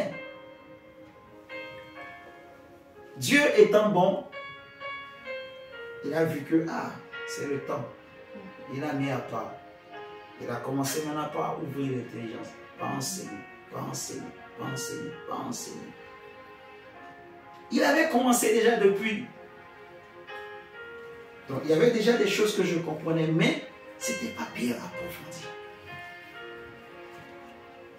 Maintenant, je comprends. Je suis bien, mon Dieu. Mon frère Widel, je suis bien. Amen, amen. C'est important. Il faut bien comprendre. Disons merci à Dieu pour les questions-réponses, pour le partage, pour la grâce, pour le Saint-Esprit. Prions le Seigneur. Dis Seigneur, que mon âme et mon esprit soient davantage séparés. Donne-moi de connaître davantage mon esprit et mon âme. Donne-moi de connaître ta volonté, Seigneur. Remplis-moi de ton esprit. Dis Seigneur, je ne veux pas seulement avoir l'onction de Dieu sur ma tête, mais je veux être rempli de l'esprit. Je veux que mon cœur soit rempli, que l'homme intérieur caché dans mon cœur soit rempli de l'esprit. Soit rempli de l'esprit. Dis Seigneur, je veux que mon intelligence, que mes sentiments, que ma volonté soit renouvelée, soit libérée de toute influence extérieure. Dis, je ne veux pas que mon âme puisse subir des influences extérieures. Que mon âme soit libérée de toute oppression extérieure. Que mon âme soit dans le repos. Que mon intelligence soit dans le repos. Que mon intelligence, mes sentiments, mes émotions soient dans le repos de Dieu. Le repos de l'Esprit de Dieu. Le repos de Christ au nom de Jésus. Oh Seigneur, nous te supplions que, Seigneur Dieu, nos âmes ne soient pas, Seigneur, dans l'agitation, Papa. Oh Seigneur, que nos âmes ne soient pas soumises à des influences extérieures. Nous refusons cela. Oh Seigneur, nos âmes entrent dans le repos de Dieu. Père, au nom de Jésus. Père, que nous soyons remplis de l'Esprit. Que la grâce de Dieu nous remplisse. Que nous puissions marcher sous l'inspiration de la grâce. Oh Rakata Yabasha. Shekaina Halabasha. Indalabasotolo Shabalabasha. Yedaina Kalabashe Kainabasha. Randa Yadabasha. Randa Yadaranda Karabashe. Randa Kayabalabasha. Oh Seigneur Dieu, Papa, je te prie, Seigneur de gloire, Papa. Seigneur, mets en la soumission, Seigneur Dieu de la parole. Là où que je puisse, Papa, mettre la parole en pratique, car il est écrit. Dis Seigneur, je ne veux pas que mon âme puisse subir des influences extérieures. Des influences extérieures. Refuse que tes sentiments puissent subir des influences extérieures. Dis je refuse. Je refuse que mon âme puisse subir l'agitation extérieure. L'agitation extérieure. L'agitation du monde. Je ne veux pas que mon âme puisse subir cela. Je veux que mon âme soit dans le repos. Je veux que mes sentiments soient dans le repos. Je veux que mes émotions, je veux que mon intelligence soit renouvelée par la parole de Dieu, par la vie de Jésus, par la vie de l'Esprit de Dieu. Dis Seigneur que mon âme intérieure soit renouvelée, que mon cœur soit purifié, que ma conscience, Seigneur, soit davantage réveillée, que mon subconscient soit sanctifié, oh Dieu. Oh Seigneur Jésus, Père, sanctifie, Seigneur. Demande à Dieu de te remplir, de te poindre, de te donner la puissance, l'onction, de te remplir de son esprit. Seigneur, remplis-moi de ta grâce, remplis-moi de ta vie, remplis-moi de ta justice, remplis-moi de ta nature, oh Dieu, oh Seigneur, remplis, oh Seigneur, remplis, Seigneur, oh Seigneur, remplis, restaure. Oh Seigneur de gloire, que mon âme éternelle, Dieu Papa soit soumise. Que mon âme éternelle, Dieu puisse se soumettre, Seigneur, Dieu, à mon esprit éternel. Oh Seigneur, que mon âme soit dans le repos. Que mon âme éternelle soit dans le repos, Seigneur Dieu. Père, que mon âme ne soit pas agitée, Seigneur. Que mon âme ne soit pas influencée, Seigneur Dieu Papa, par le monde éternel. Oh Seigneur, je te prie que l'homme extérieur en moi, Seigneur, ne puisse pas influencer mon âme. Seigneur, je te prie, démoniaque, toute influence satanique soit détruite au nom de Jésus-Christ. Seigneur, je prie en prenant autorité, en tant que ton serviteur, sur toutes ces formes d'influence extérieure qui viennent du monde des ténèbres, qui viennent de l'enfer, soient détruites au nom de Jésus-Christ de Nazareth. Randa Balaba Shaka, Rika Indalaba Shaka, Rokotolobo Shete Indabasa. Seigneur, déclare la parole et oui, amen, Seigneur. Ô Père, que mon âme se soumette, Seigneur. Que mon âme, la puissance de la résurrection, Seigneur, libère les âmes, Seigneur, des frères et sœurs, même ceux qui vont nous suivre après, que les âmes soient libérées de toute influence extérieure, soient libérées de toute influence extérieure. Père, au nom de Jésus, libérés de toute influence extérieure, libérés pour entendre Dieu, pour entendre Dieu, pour entendre Dieu. Père, au nom de Jésus-Christ, Saint-Esprit, merci pour ce soir. Tu nous as conduits comme tu avais voulu, comme tu avais pensé, tu avais préparé. Nous te bénissons, Seigneur, nous te disons merci. Seigneur, merci. Aide-nous à grandir davantage, Seigneur. Nous sommes en train de vivre des choses avec toi, Seigneur. Nous voulons davantage aller en profondeur, bien comprendre, pour grandir, pour être mature. Oh Père, et nous te disons merci vraiment pour ces enseignements, pour ces révélations, ces éclaircissements. Seigneur, nous te prions d'ajouter encore, de nous aider encore à approfondir, Seigneur, et que Seigneur, tu nous accordes les grâces, les dons, Seigneur, les faveurs au nom de Jésus. Remplis de ton esprit, remplis de ta lumière, remplis de ton feu. Que nos cœurs, Seigneur, parlent et prient. Oh Jesus, Père, merci. Merci pour l'œuvre. J'aime ce que Dieu est en train de faire. J'aime ce que le Saint-Esprit est en train de faire en nous. J'aime, Seigneur. Oh Jésus, je te dis merci, Père. Merci, Seigneur. Gloire à ton nom. Nous te rendons toute la gloire et l'honneur. Hosanna à toi. Seigneur, je fléchis mes genoux pour te dire merci. Au nom de Jésus. Au nom de Jésus-Christ, nous avons ainsi prié. Amen. Amen. Amen. Amen.